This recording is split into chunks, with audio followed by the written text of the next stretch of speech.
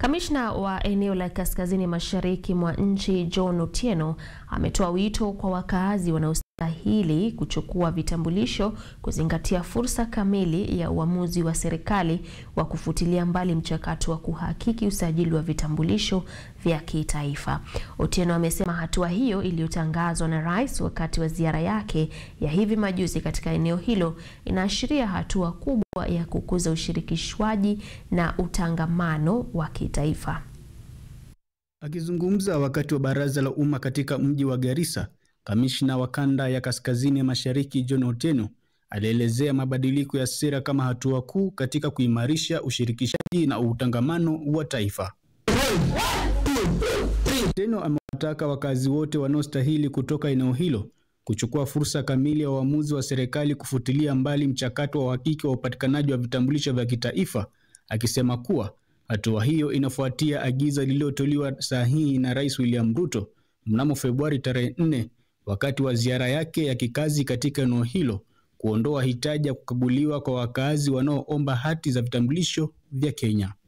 Serikali ya Kenya Kwanza ni serikali ambayo imefanya mambo mengi, hasa kwa wale ambao wanaishi katika mkoa huu. Mnakumbuka mwezi wa Februari mwaka huu Rais aliondoa extra vetting kwa ID na ikawapa fursa wakaji wa hapa waweze kupata ID bila kusumbuliwa.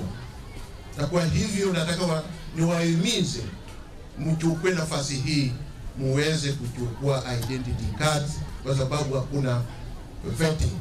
Alitoa wito kwa wenyeji kuunga mkono na kushirikiana katika miradi inayoendelea ya miundombinu na maendeleo, akitaja uwezo wao wa kubadilisha uchumi wa eneo hilo.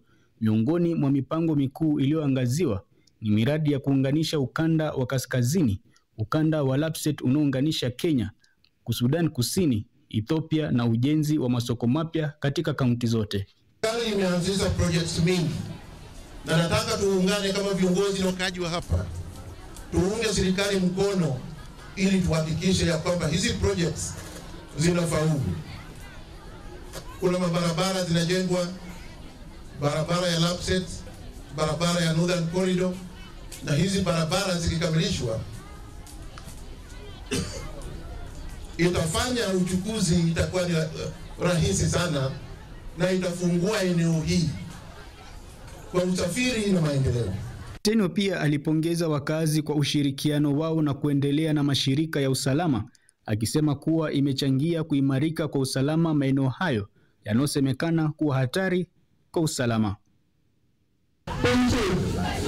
Moses Masha, Runinga ya KU, Nairobi.